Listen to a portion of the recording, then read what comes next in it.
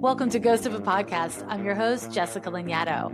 I'm an astrologer, psychic medium, and animal communicator, and I'm going to give you your weekly horoscope and no bullshit mystical advice for living your very best life. Welcome back to Ghost of a Podcast. This week, we're going to be looking at the astrology of December 28th of 2025 through January 3rd of 2026. And for this very New Year's forecast, I want to just kind of give you just a couple little goodies. On my Patreon, for all of my free and paid members, I have a tarot reading spread with like a really clear instructions on how to do the reading for looking at your year ahead, 2026. So you can go over to my Patreon and check that out if that's something that you're interested in. Also, on the first of every month, including January 1st of 2026, I have a month ahead bonus episode of Ghost of a Podcast that is released. You can find it on all the platforms where podcast episodes are found, or you can get it over on my Patreon. While you're there, you can join me for all kinds of good stuff, including my new mentorship tier called the Lovers Tier. Finally, I want to remind you about my upcoming webinar with astrologer Tony Howard. It's called The Astrology of 2026, How to Work with the Biggest Shifts of the Year. I'm really looking forward to it, and I'm going to talk a little bit more about that at the end of the episode, so stay tuned. Let's talk about this week's astrology. We're not just going to talk about the details of the three very important transits that are happening this week. I also want to give you this umbrella view of the Saturn-Neptune conjunction that we've been going throughout 2025, but comes into exactitude in 2026. Now, the reason why we're going to talk about this, other than the fact that it's damn relevant, is because this week's transits include a Mercury square to Saturn and a Mercury square to Neptune, in addition to a full moon in Cancer. Again, it's a very kind of heavy and important set of astrology for the new year. Pulling back from the details, I just want to kind of take a moment to hang out with the big picture. The Saturn-Neptune conjunction is really important. It's consequential. Whenever Saturn's involved, shit gets consequential. What this particular transit does is it takes reality, Saturn, and it creates confusion, Neptune. It takes the things in our lives that make up our sense of predictability, normalcy, and it creates the need for them to have meaning and purpose. Otherwise, we can experience disempowerment, helplessness, hopelessness, confusion, anxiety, heavy-heartedness, overwhelm, and burnout.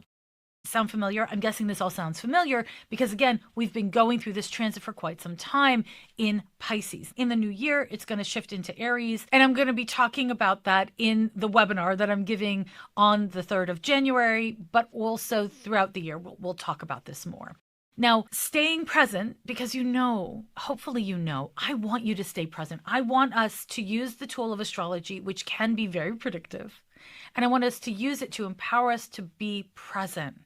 Not just to think about the future, but to be present with what we know, ultimately. The present is the only thing you have any kind of real control over. You cannot change the past, and the future is as of yet unknown.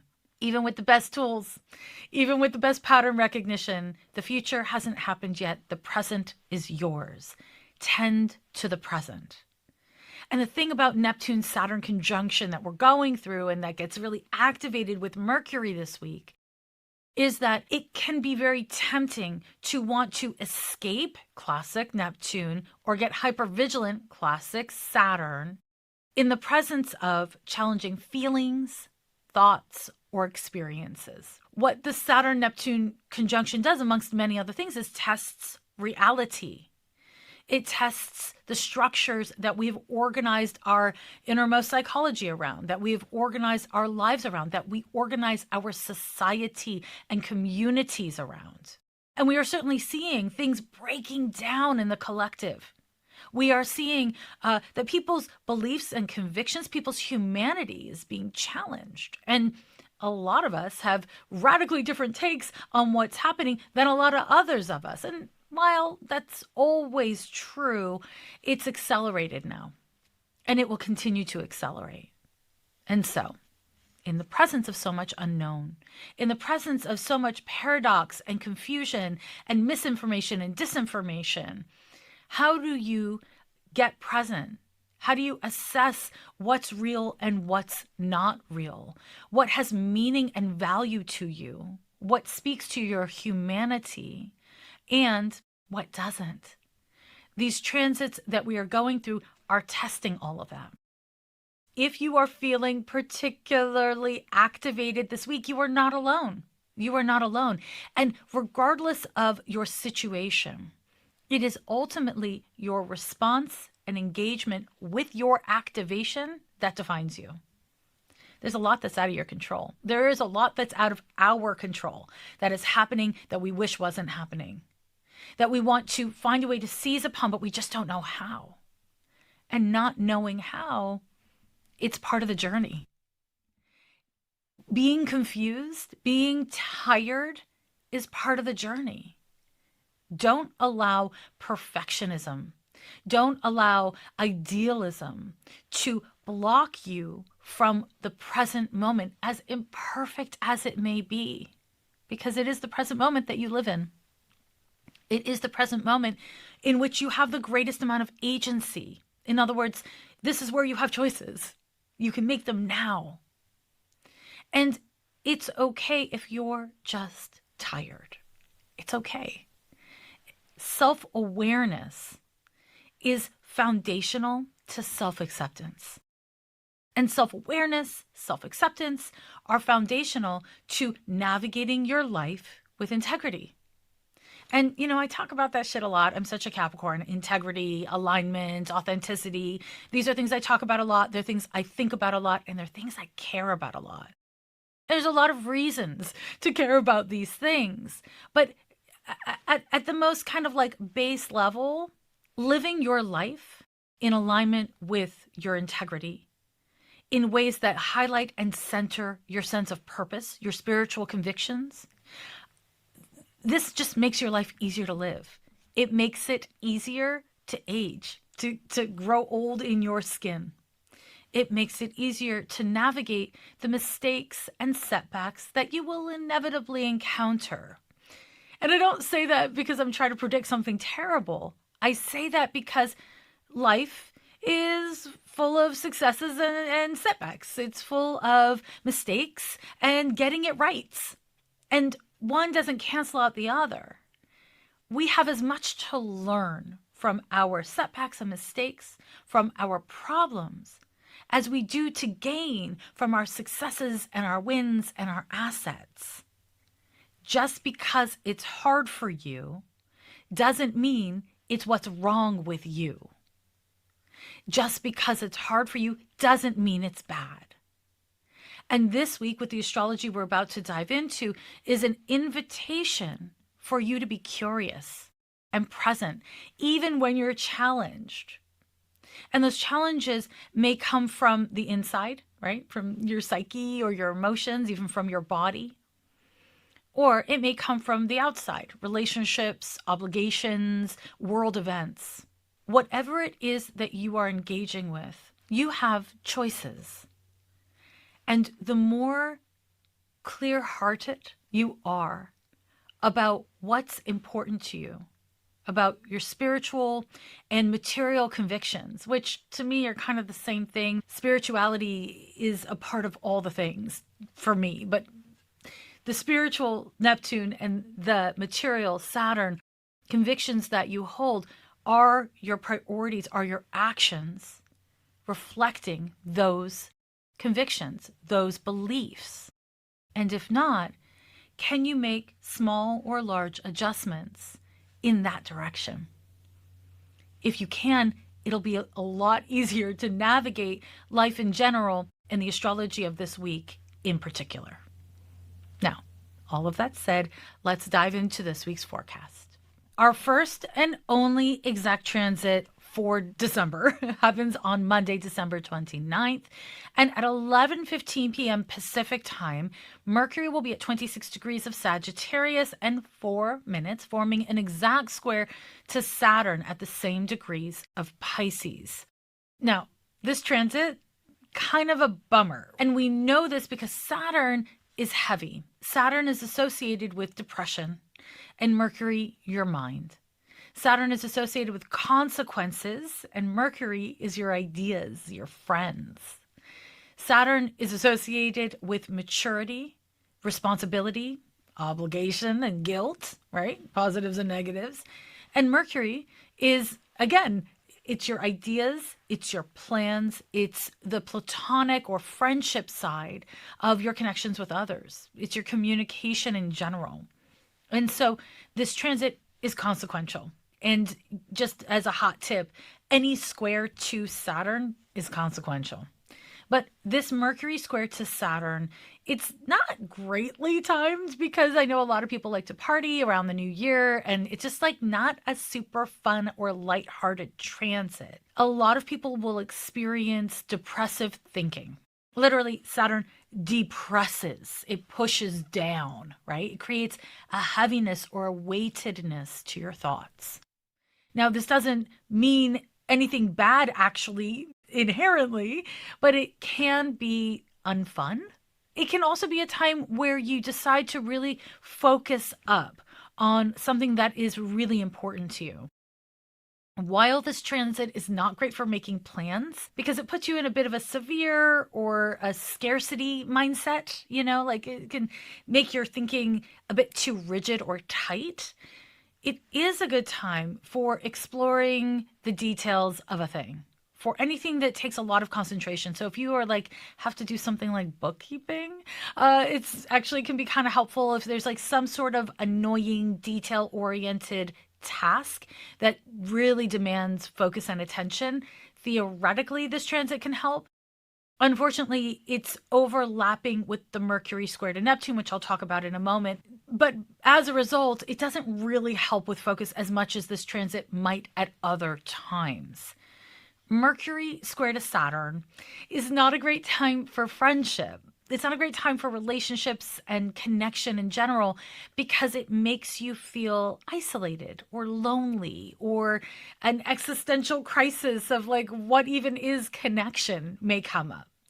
And it may not come up with you, but it might come up with the people you're connected to. And so again, people are going to be acting a little weird or off, and it may or may not actually be about you.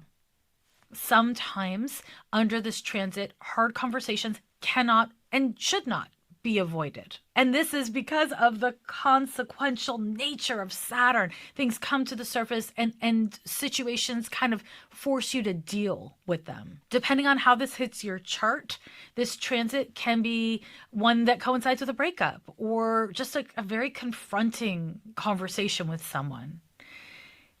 If what comes up is real, then it's better that it came up than that it didn't, even if it's hard, because sometimes the way relationships go deeper, the way we make our relationships substantive is by talking about the hard shit, owning our part. My Patreon, we've been talking about accountability a lot lately, the spiritual, emotional, and psychological components of what accountability really is. And the transits of this week, all three of them really require accountability.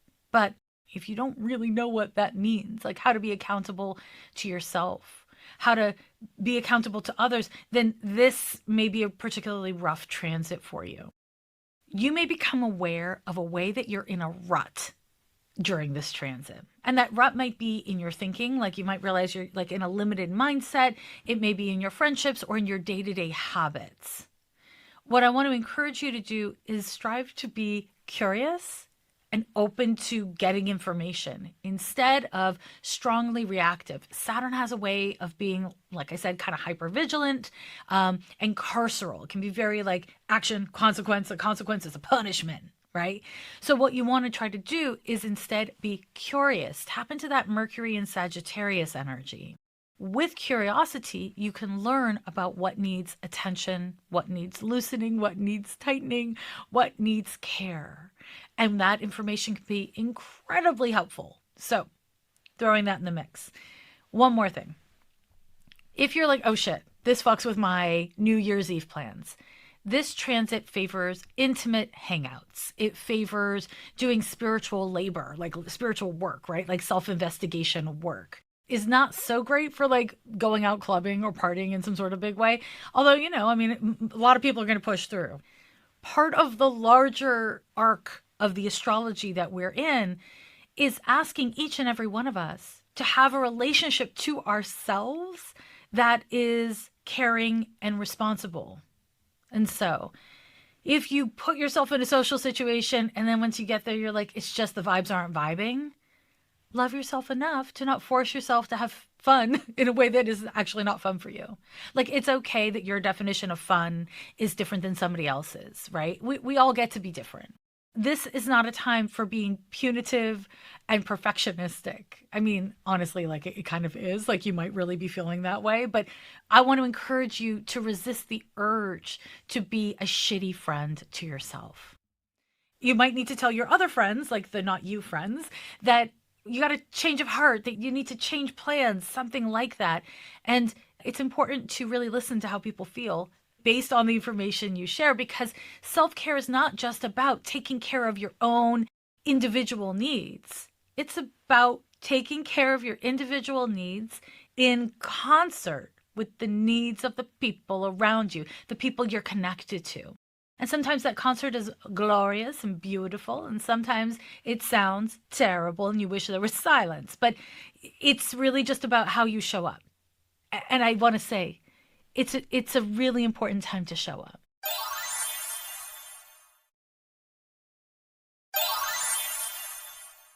Now that brings us to January. It's New Year's Day, Thursday, January the 1st, and Mercury is at 29 degrees and 31 minutes of Sagittarius, forming an exact square to Neptune at the same degrees of Pisces. Now, first things first, it is my duty, and I know this bugs so many of you, but here we go. It is my duty as your astrologer to let you know that when Mercury is square to Neptune, it is not a great time for doing drugs.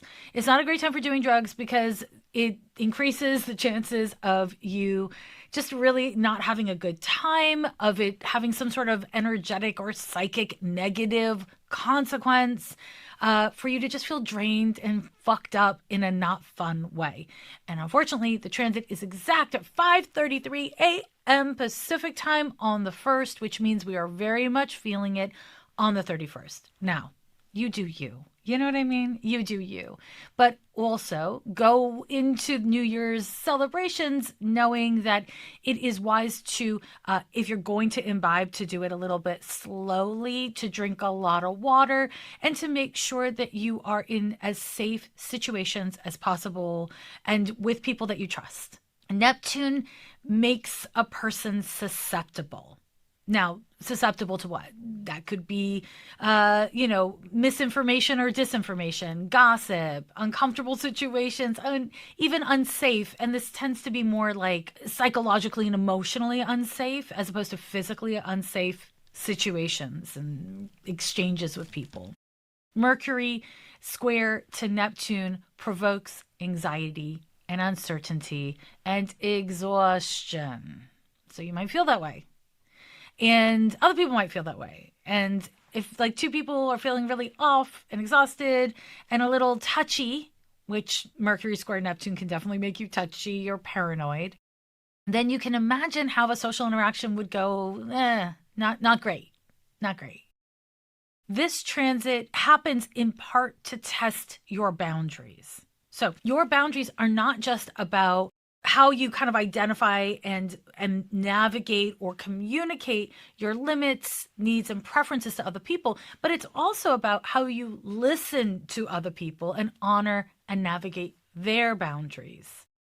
Boundaries are a sticky topic, and Neptune has a way of creating a fuzziness, so it's really not clear what the parameters of your needs are, the parameters of a situation are. Now, that Mercury square to Saturn that I was just talking about, that's all about clarity of the parameters, but it can be a bit rigid.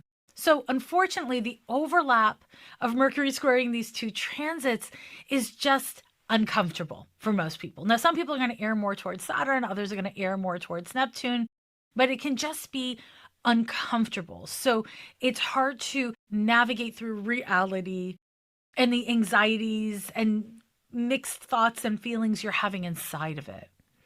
This transit creates confusion, straight up confusion. We don't have Mercury retrograde this month, but this is giving Mercury retrograde moments because the potential for misunderstandings and miscommunications is very up during this transit.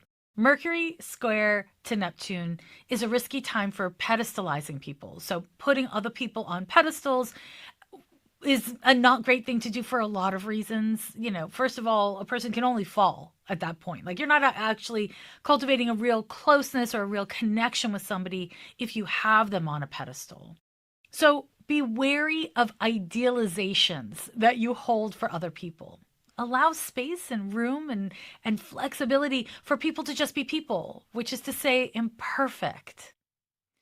This transit can also be a time when you have an inflated sense of self or a deflated sense of self. Either one is unlikely to be very realistic. Mercury square to Neptune wants you to adapt based on your needs in the moment. That might look like a lot of different things, but it must first and foremost be about you listening to yourself and being responsive to your situation and your own inner needs. This transit can coincide with really intense burnout and exhaustion. And so listen, a lot of people have time off of work on and around the 1st. If you are one of those people and you're tired, my friend, may I introduce you to the bed, the couch, the floor. Like, relax if you need to relax. Rest is not just about unplugging and escaping. Rest, when it's truly like effective for your system, is restorative. So if you can, prioritize things that are restorative for you. For you, that might mean writing in your Dear Diary, going for a walk, getting in a bathtub. It might mean turning off your phone or, meditating. There's so many things that a person can do that help you to connect to you.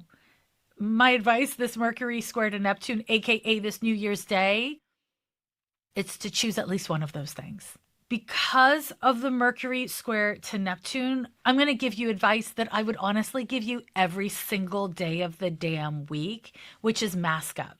Do what you can to protect yourself from getting sick, especially if you're feeling depleted, and do what you can to protect other people from getting sick if you are in public, indoor spaces, or crowded public spaces. Because we know that masking is community care, and we love community care. A caring community?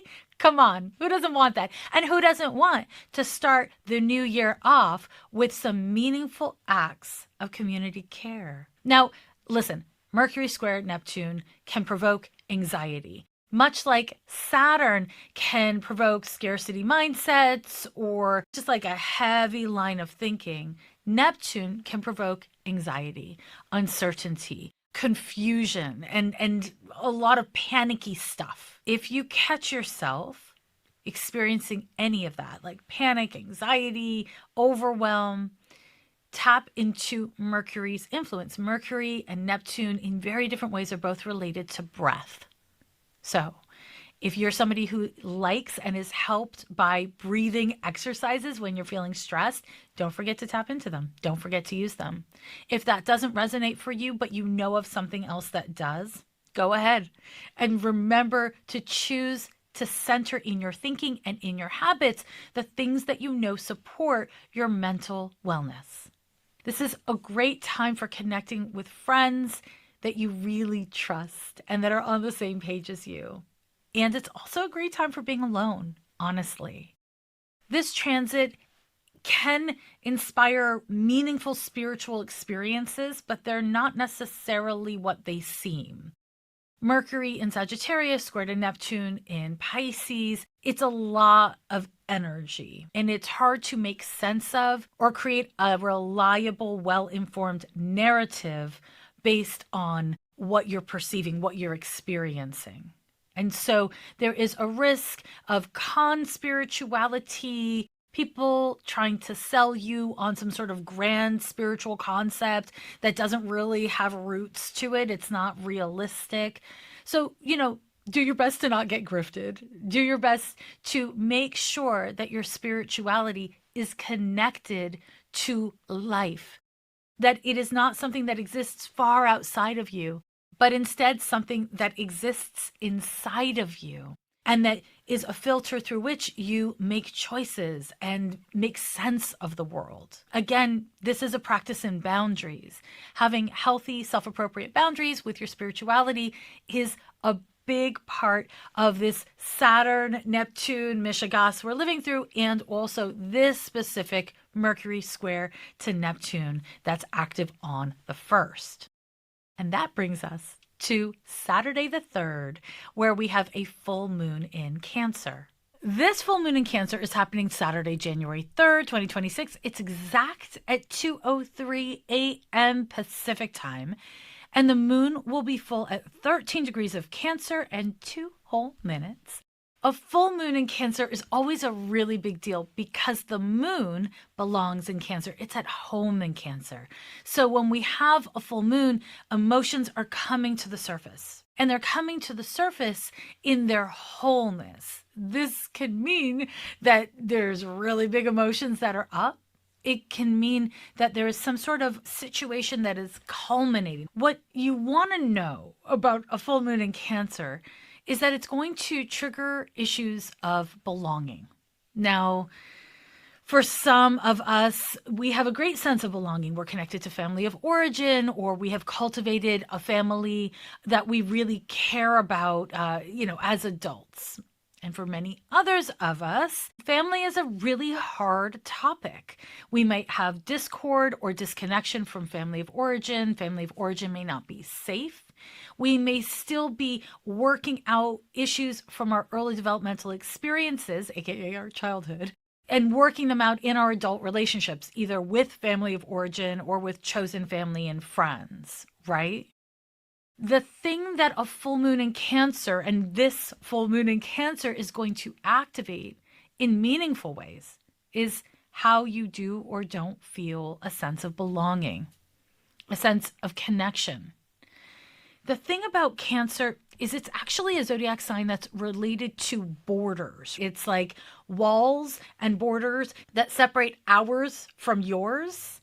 That's Cancer. Cancer is not just about the tender insides. It's about the shell of the crab. It's about boundaries in a very different way than I've been talking about contextually with Saturn and Neptune. But there's a similar theme here of what do you need to protect your tender heart? What are the boundaries of where and how you feel safe with the people that you identify as your family? That could be roommates, that could be your partnership, that could be your family of origin, your friend group, your community or communities that you're connected to. There's not one way of understanding or experiencing family, but whatever ways in which you do experience family connection or disconnection, this full moon is going to activate that. Because we don't just have a full moon in Cancer. We have Venus sitting at 12 degrees and 15 minutes of Capricorn, sitting right on top of that sun at 13 degrees and 1 minute of Capricorn, and Mars at 14 degrees of Capricorn and 32 minutes. In other words, the sun in Capricorn is sitting in a Venus, Mars, Sandy. It's a sandwich. What this means is that your relationships are going to be activated by this full moon. Your sense of identity and belonging, your sense of connection with others, big feelings are going to come up around it. And you better believe that the transits of Mercury square to Saturn, which we are no longer in the influence of, and Mercury square to Neptune, which we are in an out of sign square still, are going to intensify feelings of just kind of like overwhelm around who do I belong with? How are we getting along? Is it real? Is it not? Remember, Venus is your values, and Mars is what you do and how you do it. It's your motivations. Having the sun sandwiched between these two planets brings about the opportunity to show up in your relationships and for your relationships in ways that are better suited to what's authentic to you. But there's an emotional accountability that must be addressed in order for that to be something that your relationships can really grow within. Now, as I said, that Mercury is still square to Neptune, and also we've got Mars opposite Jupiter. It's wide, but it's still there. And so the big emotions of the full moon paired with those two aspects are likely to bring about kind of a restlessness and an impulsiveness. So what I want to encourage you to do is just practice sitting with the feelings that you most want to get away from. I know it sounds terrible, but still that's the assignment. If you can practice sitting with your feelings without making a story up about them, without trying to figure out what to quote unquote do about them, without looking for a reason why someone else made you feel some sort of way or some reason why you should or shouldn't feel what you feel, just fucking sit with your emotions just a little bit longer than you're comfortable with. Then you are really meeting the opportunity of this full moon in Cancer. This is a time where you can show up in emotionally authentic ways for the messiness and the stickiness of who you are in relationship to others, who you are in relationship to your own value system, your own behaviors, and how you respond to and engage with that same content in other people that you're in relationship with and to. Now, again, I want us to be really expansive in how we think about family, because there's, thinking about it in really personal terms and really like heterotypical way. And then there's thinking about it in more community-minded and queer terms. And then on a more social level, there's the family of the people in your town or your city or your state or your province or your country or the planet. We are family. We are family. We are all relations. I mean, as much as sometimes it doesn't feel or look that way, we are all relations. So how we show up for the people closest to us is not the whole story. It's also how you identify connection and belonging within the larger community of the people, places, and things that you hold in your heart, right? And the thing about the heart is that it actually has the capacity to hold a lot, like a lot. And you don't have to be tracking it with your mind in order to hold it with your heart. This full moon in Cancer is going to reveal to you something about your own emotional capacity. And functioning within your emotional capacity is a beautiful thing. At the same time, challenging yourself in healthy and self-appropriate ways and at self-appropriate moments to expand your emotional capacity. That's how growth occurs. That is a gift that you give yourself and that has reverberations throughout your relationships. The healthy ones, the not so healthy ones, the ones with people that you're like, I don't like this person, but I'm still in relationship with them. And the people that you're obsessed with and you're like super into. This full moon in Cancer is an opportunity for you to feel your big feelings with healthy boundaries, but feel your feelings. And to provide for yourself, in classic Capricorn move, right? To provide for yourself and for others the internal and potentially like relationship-oriented situational stability in any given moment to feel your damn feelings. Understanding that, that's an impossible task, but it's a good direction. It's the good direction to be pointed in. Now, one last thing I'm going to say about this full moon. We start off the new year with emotions coming to the surface so they can be released. Think of this as an opportunity to clear things you've been holding on to, maybe for a really long time, maybe in the past year. This is an opportunity to get present. And getting present means not having an agenda and needing it to be tidy or perfect. It doesn't need to be tidy and perfect. It's the moon. The moon is all about the ebb and flow of things. The moon is always in phase, right? Like it's moving, moving, moving. You don't need to find a solid point to just feel your feelings and be there forever. Meet the damn moment. Feel what shows up for you in that moment without judgment, without cruelty, without an agenda even. The more open you can be to yourself, the easier it is to extend that grace to others. And this really helps you to have healthy boundaries and loving relationships with other people, where you don't just treat them well and they don't just treat you well, but you treat each other well. Isn't that glorious? I mean, just to have a relationship that is mutually supportive, that is what it's about. And that, my friends, is your forecast for this week's astrology. It's a very important week now that it's the new year. And if you join us for the January 3rd webinar, you will get the recording in your inbox within about 72 hours of the event. So if you can't make it live, there's no problem. And of course, as always, the class will be available for sale on my website on the shop page after the event, just in case you miss it. Now, very briefly, let me run through this week's transits. On December 29th, 2025, Mercury is exactly square to Saturn. On January 1st of 2026, Mercury is exactly square to Neptune. And then on January 3rd, we have a full moon in Cancer. I hope you have a very happy new year, however you choose to celebrate, including if you choose to completely not celebrate, because I'm a huge fan of putting my foot down in the presence of obligatory fun. Just as a quick reminder, we're not dropping a midweek episode this week, so I'll talk to you again next week for the horoscope for January 4th, 2026. Every year they say the end is near.